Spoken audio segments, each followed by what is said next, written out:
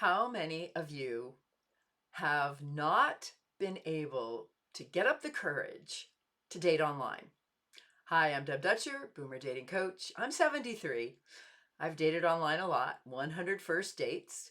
And what I've done now that I've been with my Mr. Adorable for 3 years, I launched my Fearless Online Dating Bootcamp to help people learn how to stay safe, have fun, and meet someone adorable.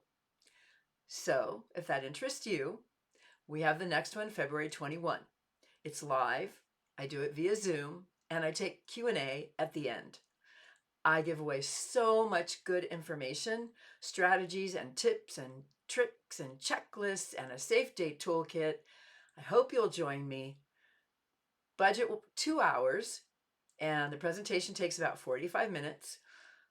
I literally will answer any question you have, and I want you to find the joy that I've found in someone great.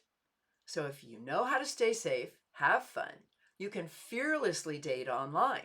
That's the whole point, right? And tomorrow's Valentine's Day, so I'm wishing everyone a happy Valentine's. And if you don't have someone great to be with, then you need to come to my Fearless Online Dating Bootcamp. All right, everybody.